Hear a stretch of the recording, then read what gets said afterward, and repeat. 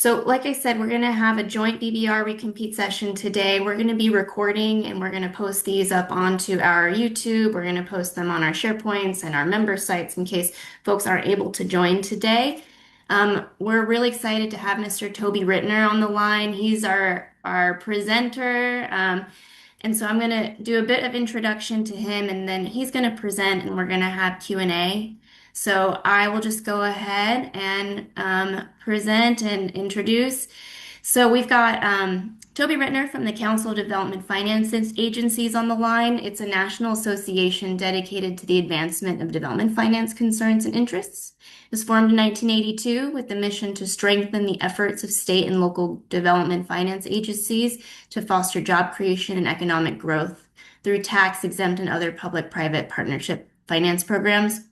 Members are state, county, municipal development finance agencies and authorities. Y'all might have come across them in your work, or you might not have. Mr. Rittner, Toby Rittner, he's the president and CEO of the Council of Development Finance Agencies, and he runs the day-to-day operations of the council, including the various educational, advocacy, research, resources, networking initiatives. He's a very recognized leader in this space of development finance. And he has advised local, state, federal leaders, including past presidents, on economic development, finance policy. And a couple of things I just want to mention is through his work, they've worked to preserve private activity bonds and other development finance tools during really key tax reform deliberations, like in 2017. And then in 2021, Mr. Rittner was involved in the national effort. He actually led the national effort to reauthorize and fund the $10 billion state small business credit initiative program that was part of the American Rescue Plan Act. So he's written and crafted dozens of financial strategic plans for development finance agencies and advised a lot of communities throughout the world on these approaches. And so feel very lucky to have him today, and I will just go ahead and pass to Mr. Rittner to get us started with the presentation. All right. Thank you, Jess. Can you hear me okay? Yep. All right, great. Hi, everybody, and thank you for having me today.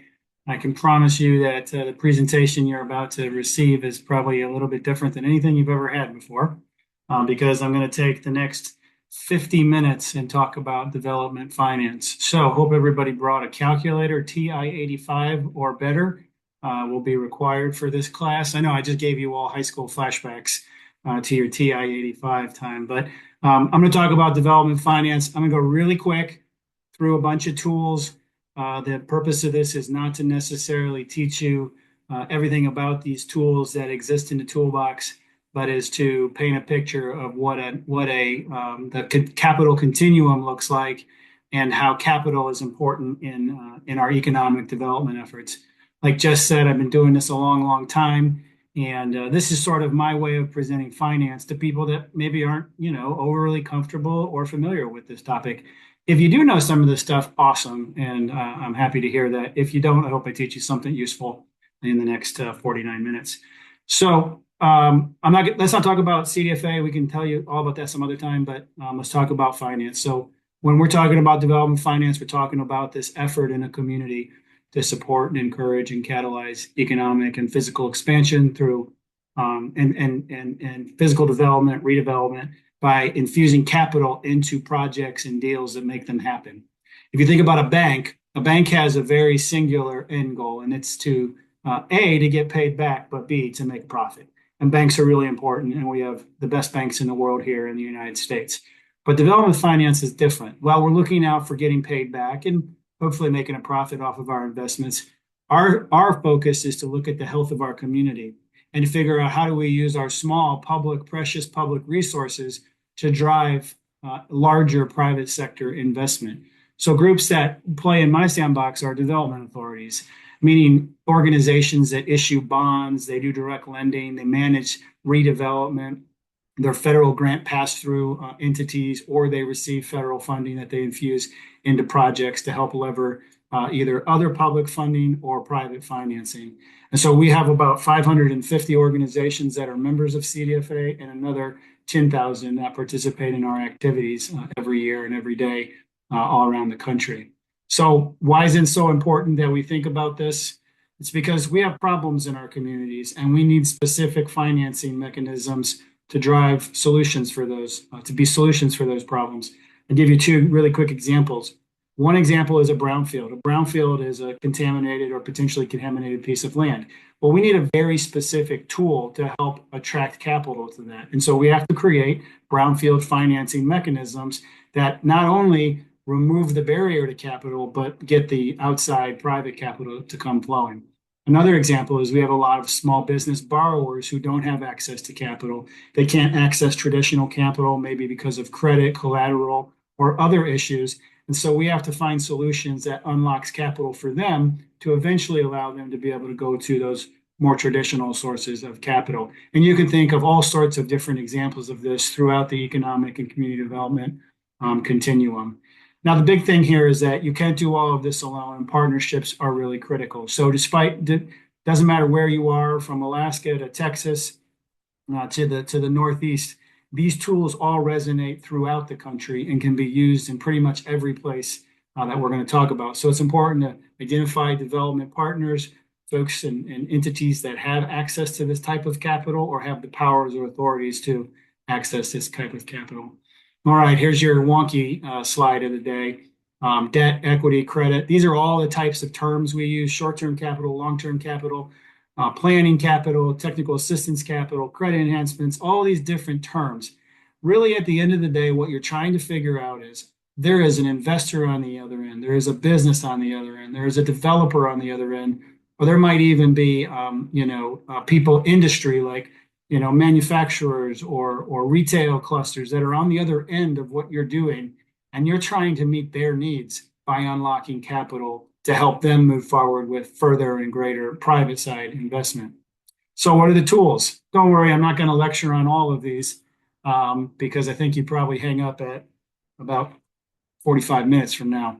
But there's all these tools in the toolbox: tax increment finance, tax exempt bonds, private activity bonds, opportunity zones, revolving loan funds, new markets, tax credits, special assessments, all these tools that exist in our toolbox, which when you're trying to figure out how do we fund initiatives and how do we finance our future, our infrastructure, our roads, our bridges, our sewers, our industrial parks, our mixed use development, whatever we're trying to achieve, you got to be able to know all the tools because the tools matter. And why do they matter? It's because all economic development comes down to the access of affordable and efficient capital, capital that meets the projects where they're at. If you're looking at a hotel development, for instance, it takes 2 to 3 years to build a hotel. I know it sounds crazy, right? But you got to build the whole thing. Well, during the whole time that they're building it, nobody's sleeping in the beds in that hotel. So a developer needs very specific kinds of capital to develop that hotel, a short-term, low-cost capital need. If you have a brownfield, the developer is not going to come in and clean up a brownfield. They need someone to help with a financing mechanism that will clean it up before they can come and do private development. All of this is to say, I have been doing this for 28 years, and I have never been in a conversation where a community or an organization said, we have all the capital already, we're going to move forward with this. There's always conversations about capital and where capital and financing and funding needs to come from. So we look at this like a toolbox, right? In my garage, I have that toolbox right there, but mine's red. And you go in and you want to grab the right tool for the right user. So what does that mean? Well, the toolbox approach looks at the entire capital continuum, from early stage capital for entrepreneurs and innovators, all the way to big debt capital for infrastructure like roads and bridges and utilities and broadband and water and sewer, all the things we need. It looks at the entire continuum and applies the right kind of tool, the right kind of financing solution to what you're looking to achieve locally. And this is an investment in your community and building the partnerships and the relationships to bring capital providers together, even if you don't think they have a joint mission or a joint authority together. You might find that those entities feed off of each other, because back in the day when we did development, we could do it with 1 or 2 tools. Now we have to bring 4, 5, or 6 or 7 different financing mechanisms to bear on a project in our community. So it's really an investment in time and resources. All right, this is from my book. If you're all interested later, you can check out cdfa.net and go to our bookstore and purchase a copy of my book. If you look at this is the development finance spectrum. So in the dark columns, these are generally what community and economic development people are working on. They're working on government projects, city halls, water systems, police stations, fire stations, schools, established industry, your retail clusters, your industrial clusters, your tech clusters, your office clusters. These are the established industries, either building them further or building them from scratch. Back in the early 2000s, it was all about industrial development, industrial parks, and we were figuring out financing tools to build industrial parks. Then there's development or redevelopment. There's small businesses and micro enterprises, and then there's entrepreneurs. Generally speaking, we're trying to finance those types of activities in our communities, whether that's a singular initiative or an overarching initiative that covers multiple topics. Now, these light bars through this are the development tools. So what are those? Oops, let me make sure I click on this. Bedrock tools, these are bonds, the basics of public finance. You're going to get your first, if you haven't done it before, you're going to get 7 slides on bonds here in a few minutes. So you hold on tight to some exciting information coming. Then you got targeted tools like tax increment finance, special assessment, special districts. You've got investment tools like tax credits and opportunity zones. If you are not familiar, new markets tax credits and opportunity zones were just made permanent as part of OBBB. They have access to capital tools like revolving loan funds and mezzanine funds and guarantees. And then you have your support tools, your federal funding, which I'm not going to cover that during this call, but these are the types of tools in our toolbox. So first thing we're going to do is jump right into it. By the way, if you want to ask questions, you can throw them in the chat. I might see them while I'm going, or I might see them at the end, but we'll get to them. So bedrock tools. Well, here's your little story. Tax exempt bonds date way back, about 125, 150 years. Bonds are a mechanism by which communities can borrow, but not only communities, but also private users like manufacturers, first-time farmers, exempt facilities like power plants and recycling facilities, hospitals, 501c3s. They can all borrow in the tax-exempt bond market. But what is a bond? A bond is just a loan, and a loan is just a promise to pay. Loans have 2 components, principal and interest. Principal is the amount you borrow, and interest is the amount you pay to borrow. So if you're a community, and I'm from Columbus, Ohio, so we'll use my town as an example. Columbus, Ohio needs $500 million so that they can expand their broadband internet service, or their sewers, or to build parking garages, or whatever it might be. They're going to go out and borrow just like you would go out and borrow if you wanted to buy a car or a home, or maybe send your kid to college. You're going to borrow just like they're going to borrow just like you. The difference is they're borrowing on behalf of a public entity, the city. So the city of Columbus is going to issue a bond. We call it a bond because way back in the day, you would shake hands at the end of the transaction and you would bond yourself to the investor. So the bond, the honor of the bond, was brought the investor and the community together. But bonds have completely changed over the last 125 years. My organization wrote most of the tax code in 1986 on how they work today. So let's talk about how they work. So you have these units of government, issuers. So City of Columbus is an issuer. They issue bonds. They're going to sell bonds in the capital markets. This all happens on a computer. There's not a real place called the capital markets, but it's an imaginary place on a virtual landscape. Because remember, a bond's just a loan. These investors, they're called bond buyers, they're going to buy those bonds. And they're going to buy those bonds based on certain terms and rates. So JP Morgan Chase is going to buy those bonds, $500 million. They're going to set the terms and the rates. And then as a tax exempt bond, it's pretty cool because that means that the bond buyer, the investor, is afforded an exemption from income taxes. Because remember, up here, I told you what the 2 pieces of a loan are, principal and then interest. So when JP Morgan Chase gets their payments back, they're going to get an interest payment, which is income. But under a tax exempt structure, that income is exempt from federal taxes. Now, don't get too worked up about this because I'll challenge you after you get off this call, look at your retirement account.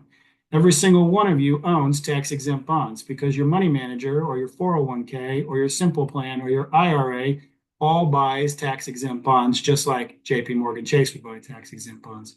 So that means that investors, you and me, or institutions, don't pay taxes on the interest income. And that's the only reason it works. It's tax-free income for those investors.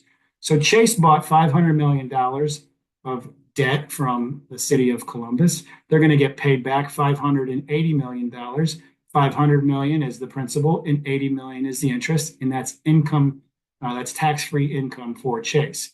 There's about 15 to 20,000 tax-exempt bonds issued every year, and it's a really great tool for development. There's two kinds of bonds: a GO bond, that's a government bond. We do those all the time. You guys are very familiar with those. Your cities, your counties, your states, they issue GO bonds all the time. The one that you should care about is something called a private activity bond. And these are bonds that are issued on behalf of a private borrower. Well, why do we do that? It's because sometimes borrowers don't have access to affordable capital. Let's use a small manufacturer as an example. Small manufacturer needs $10 million to expand their operations. They go to the bank and the bank says, we'll give you 10 million, but it's going to be at 9% interest. Well, that's really expensive capital for a small manufacturer. Instead, the manufacturer goes to who? The city of Columbus. The city of Columbus issues $10 million of tax-exempt bonds, gives the $10 million to the manufacturer, and they issue those bonds at, say, 4%. So that manufacturer gets to borrow 10 million at 4% as opposed to 10 million at 9%. A 5% interest rate spread is the savings of millions of dollars in interest payments to that borrower. Think about hospitals, nonprofits, museums, energy facilities, recycling plants, theaters, public auditoriums, all those. They all do this so that they get more cost-effective capital. Now you're probably running, these are just some examples, and we're not going to go through all these slides. I gave you the slides, and you can use those later on to check back on. But here's what's really cool. I've mentioned two kinds of transactions now, right? A GO bond, just a government borrowing for themselves, or a private activity bond, a government borrowing on behalf of a private entity. Well, this is where it gets really, really cool. That form is called a conduit bond, which means that the government is borrowing that money on behalf of a private enterprise, but they don't have to pay it back. The private enterprise does. It's called a non-recourse conduit bond, meaning that the debt is the borrowers, not the city or the issuers. And you might be thinking, how can we do this? Well, we do it. We do about 10,000 of these every single year. If you've been in any public or nonprofit hospital in America, almost every single one of them was financed using private activity bonds. I'm willing to bet that everybody on this call has been in a YMCA before in their life.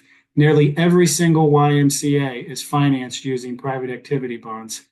If you've ever been to a museum like the Boston Museum of Fine Arts or the Cleveland Museum of Art, or there's a bunch of other ones, they've all been financed using private activity bonds.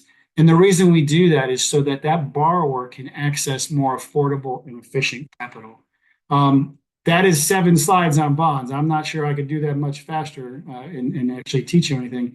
But it's important to note, there's a whole group of people in your world. They're called bond issuers. So I know I heard people from Alaska. You have a great group in Alaska, Alaska Industrial Economic Development Authority. I know I heard people from the Northeast. You've got the Boston Industrial Development Authority. Here in Ohio, we have all of our port authorities. In Arizona, we call them industrial development authorities. Down in Georgia, they're called redevelopment or development authorities. These are all bond issuers, and they issue those exact kind of bonds to attract capital to help private borrowers. So that's tool number 1, a private activity bond, something that is very useful and can be used on numerous types of projects. If you want to learn more than 7 slides, check out our Bond Finance Resource Center or come to some bond trading down the road. Okay, let's look at targeted tools. What does this mean? Targeted tools are like the revolutionary period type of tools. We want taxation with representation, right? We want to be able to know where our taxes go. So targeted tools are really cool. It's a tool called tax increment finance. In Texas, you guys call them PERS. Is that so, Texas, or what? Like PERS, tax increment reinvestment zones. But what does this mean? It means that we're able to target a geography, a physical geography, and then we can redirect specific taxes in that physical geography to pay for the cost of the infrastructure that we need to build in that geography. So that was a really complicated way of saying, let me give you a different example. When I went to college when I was 18, I went to a bank and I asked the bank for a loan so that I could go to college, and they gave me a $20,000 loan. I didn't have a job, I didn't have an education. But what they knew is that in 4 years I would graduate and I would get a job. So they were hedging that in 4 years I would get a job. My income would go from 0 to whatever my salary was, back in that day, $36,000 was my first salary. And so on year 4, I graduated and I had a salary suddenly. Well, how was I going to pay back my loan from my new salary? So they invested in me up front to get a long-term payoff. That's how TIF works. So it's an authority we give our local communities. So it allows them to redirect specific taxes, taxes that don't exist today, to help pay for the present cost. And we call that tool increment. So what is increment? Increment is the difference between old taxes and new taxes. So let's say that I've got a piece of property that's generating about $50,000 a year in taxes. The government designates it as a TIF district. So we make this little neighborhood, we call it a TIF district. That base is frozen immediately at $50,000. So the property owners continue to pay their taxes and they're paying $50,000 a year in taxes. But a new project comes along and it's going to build vertically. It's a $20 million project. And when it's all said and done, it's going to have a new tax base on that property of $450,000. And so our increment in that case is $400,000, the difference between old taxes and new taxes. Now, the developer says, I'm going to put in this $20 million, but I don't want to put the roads in and I don't want to clean the land up and I don't want to bury the utilities. So, city, you have to pay me $2 million. You have to pay for $2 million of that. So the city says, okay, let me look at this. And they do a but-for test and they determine that that development does need help. Those are costs that are outside of the normal parameters of a development project. They really want the $20 million of vertical private development. So they say, absolutely. They issue bonds. In this case, they issue bonds, or they just tell the developer to pay the full $22 million and they'll reimburse them. The project is completed. And in year 1, they collect $450,000 of taxes. The $50,000 continues to go to whoever it was going to. But that increment, that $400,000, that's the college degree right there, right? That's the new income. It goes to pay off what? The $2 million that was used for the infrastructure. And so it's using the future tax values to pay off the present cost. And the key to all of this is that it's paid off over time, just like any other investment. Once it's paid off, that district is unfrozen, it's now open, and 450,000 flows to all of the tax recipients in that geographic area. The real key here is no new taxes were requested and no existing taxes were used. If we do nothing on the property, it just keeps generating $50,000. But by investing $2 million, we're now seeing $450,000 in taxes returned to the community over the long haul, and taxes go up, so that will continue to increase. And so this is another example of using creative public financing to drive redevelopment or development. If you want to learn more, check out our Tax Increment Finance Resource Center or come to one of our courses. I'm going to say that like 4 times just so you know. Investment tools. Let's talk about this. This is cool. Investment tools are a totally new approach. Everybody thinks we've been doing this forever, but we've only been doing things like low-income housing tax credits, new markets, historics for about 30 or 40 years.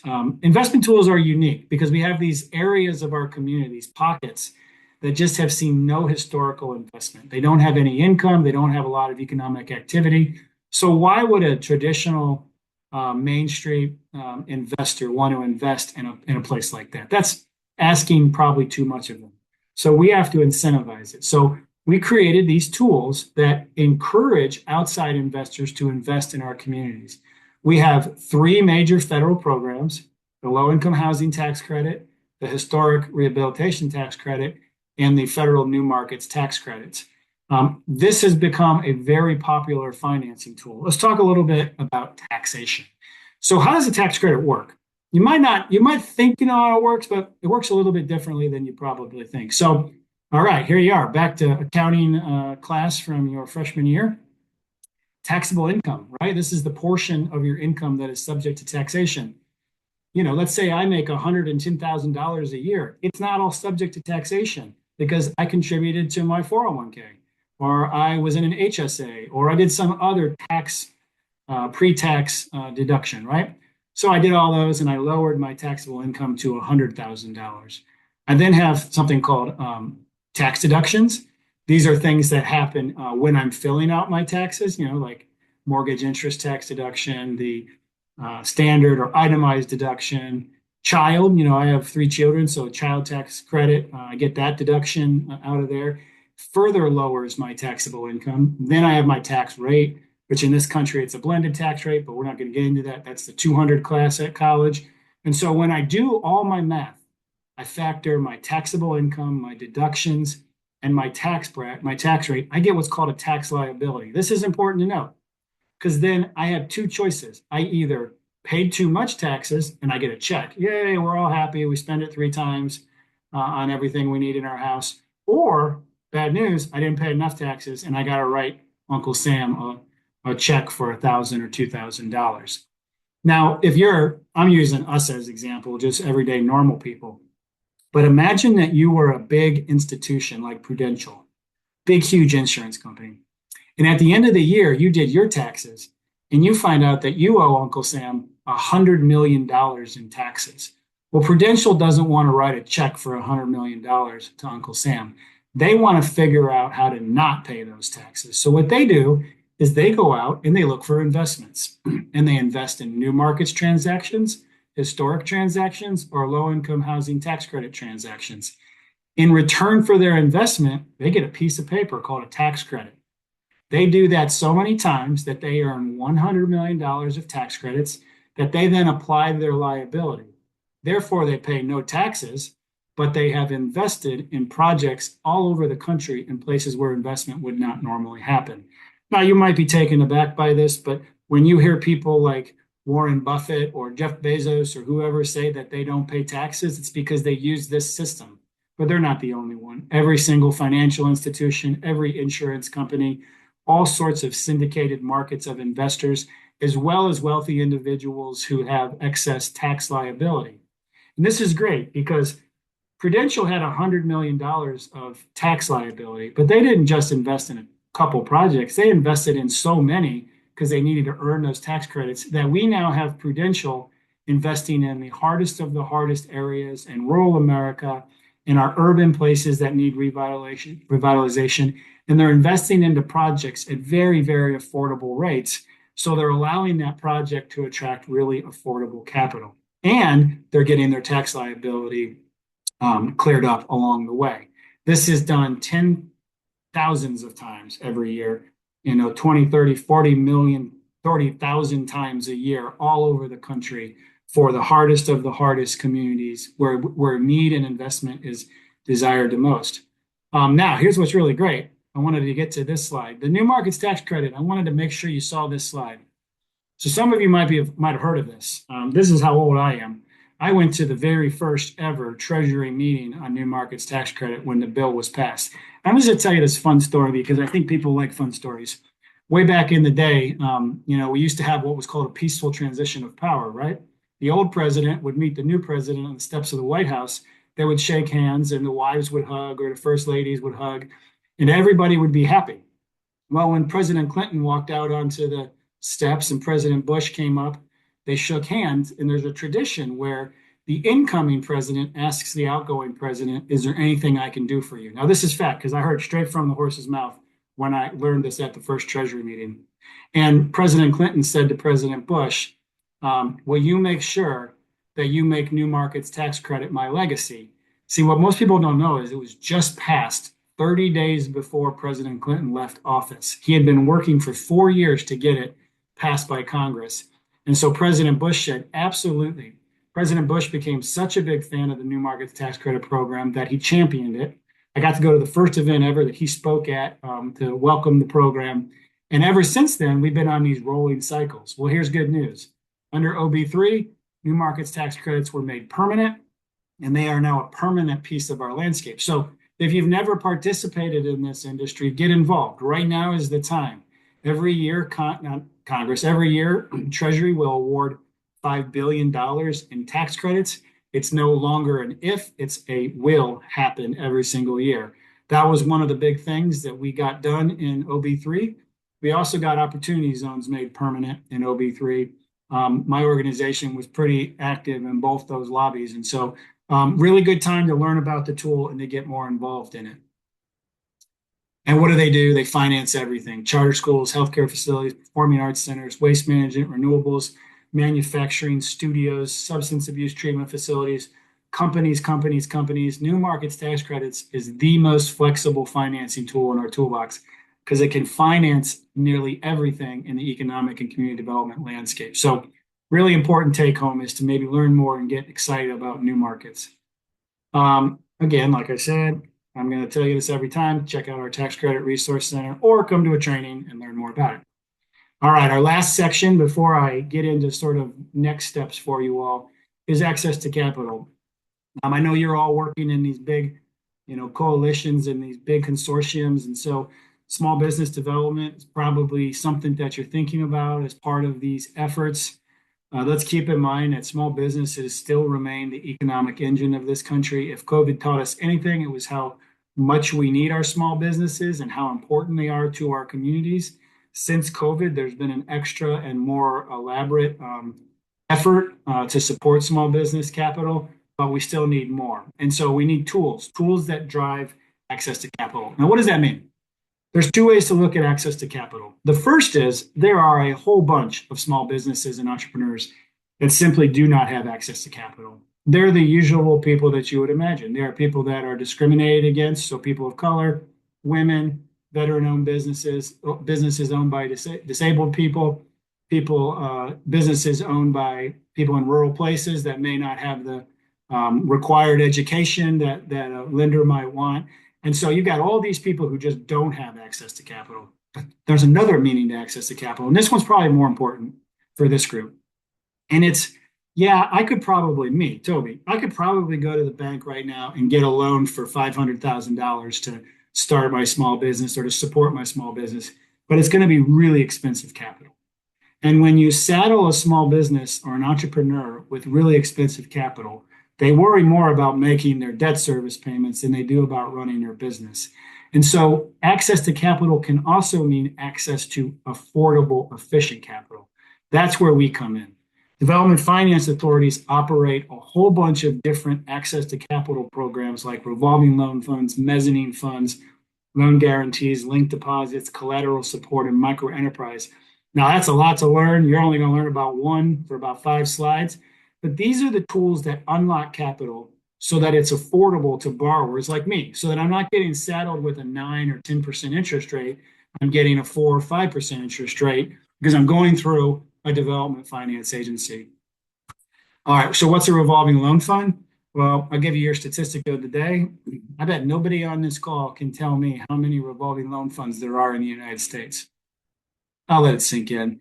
There's 25,000 revolving loan funds in the United States. There's a loan fund that serves just really, really small businesses. Maybe they give, women-owned businesses $1,000 loan so that they can innovate or market or do something like that. And then there's big loan funds that give $100 million loans.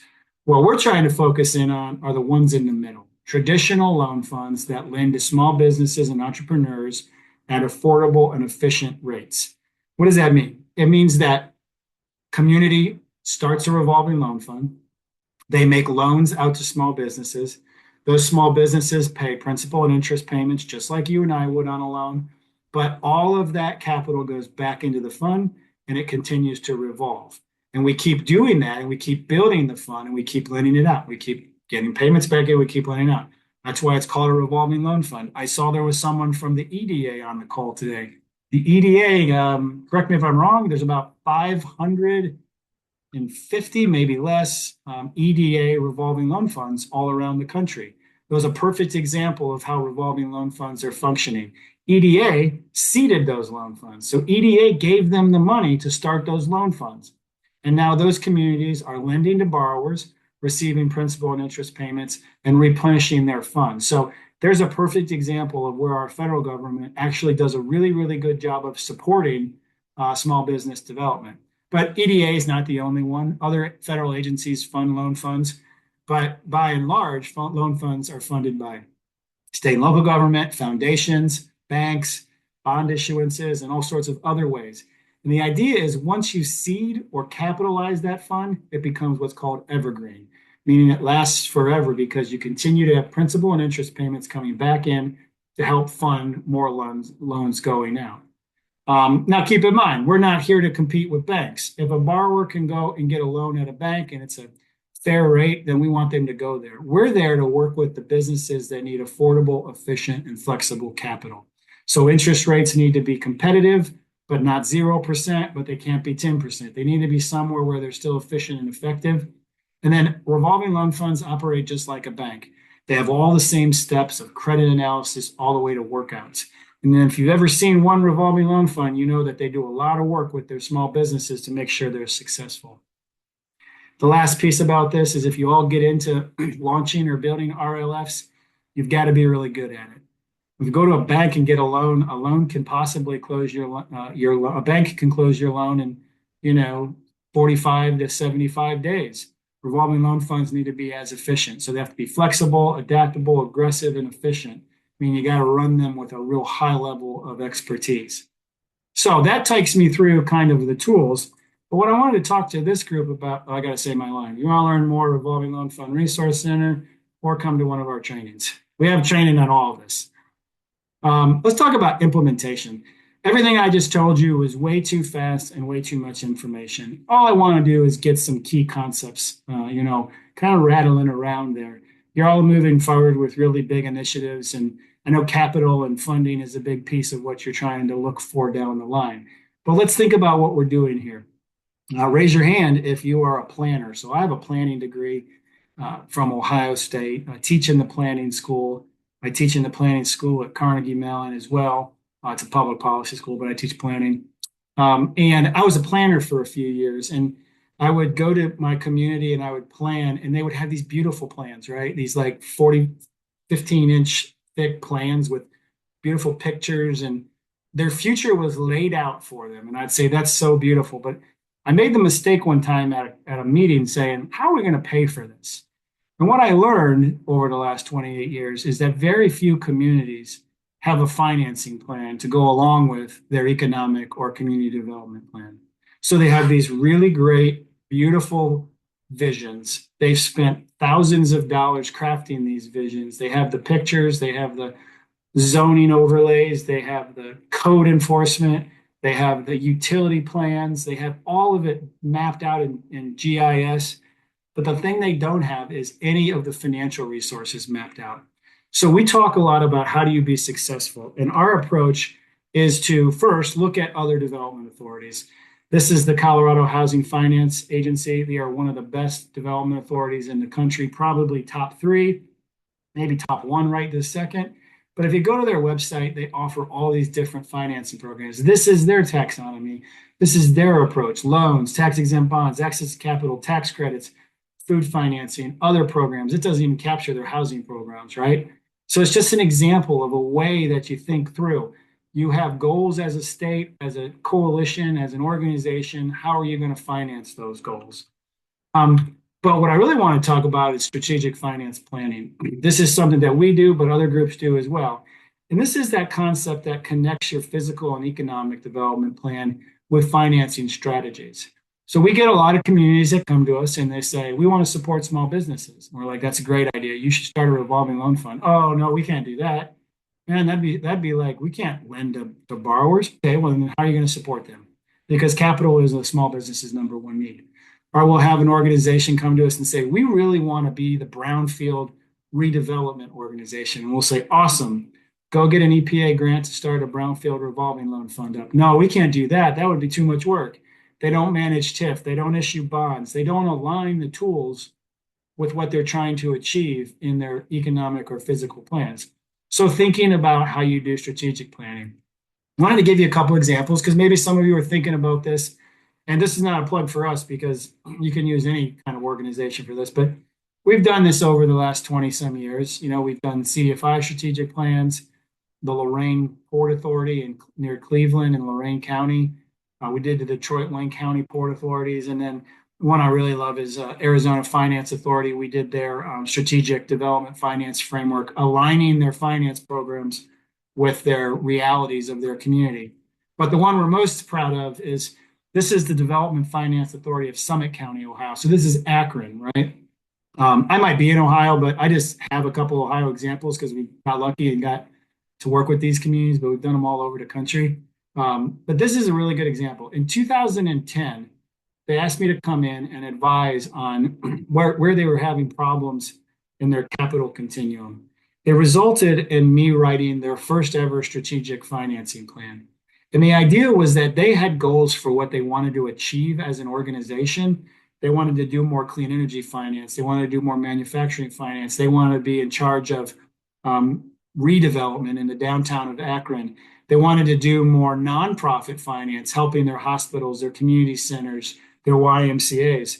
And so I laid out their first financing plan, basically saying, okay, build your programs, create a bond fund, become a CDE and get a new markets tax credit allocation, launch revolving loan funds, et cetera, et cetera. I put all this stuff in their plans. I came back 6 years later, did their second plan because they had done a lot in their first plan. And these two slides are like my most proud slides ever. It's like if you have I have a lot of kids. I have 5 kids total, 2 stepkids and 3 of my own. And so you're proud of your kids. This is like my 6th kid right here.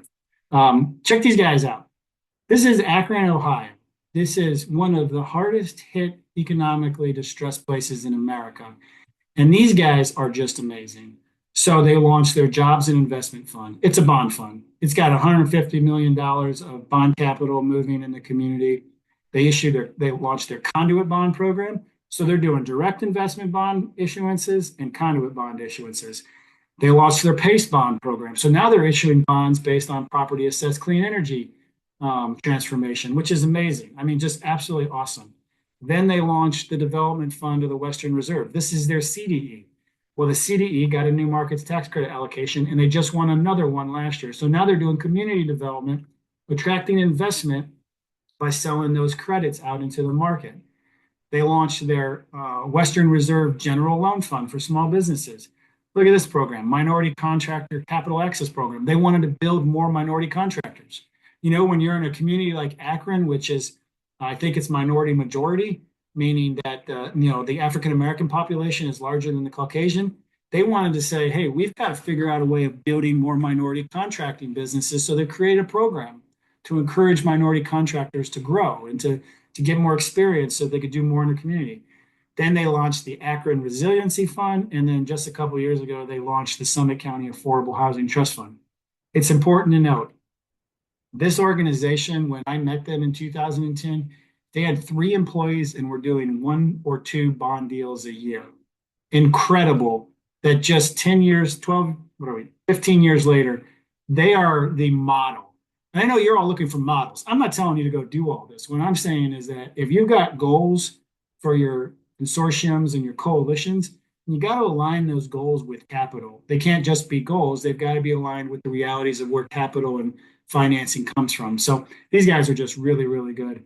Rachel Breinstein is their executive now, and she's an amazing young professional. So she's someone to learn from. And then just to give you a little, like a different scale, this is Tucson, the Tucson Industrial Development Authority. I went in there in 2022 and they had no staff, they had no programming. They were issuing a bond or 2 every year, not a single member of the staff. I educated the board for about 6 months, and then I wrote their strategic financing framework. This is their operational framework. This was just to get them off the ground. They've done everything in this framework, and today they have a staff of about 10. They have a CDE, a new markets allocation. They're issuing bonds. They run 2 housing finance programs. They are another example of just rapid, really quick development of a framework to get to planning so that they can align their goals as a community with the capital that they can bring to bear on the table. All of this was just to say, I hope that I taught you a little bit something throughout this, ways of thinking about it. The whole concept around finance isn't to be a finance person. I'm a finance guy. Like that's what I do for a living, right? And I know you're not all that, but it's about thinking about your structure, your taxonomy, and your approach. And I hope that if I've taught you anything, that you are now thinking like we've got to figure out our approach to attract the right kind of capital to the projects we're trying to achieve in our efforts. So with that, I'll stop sharing and happy to answer any questions.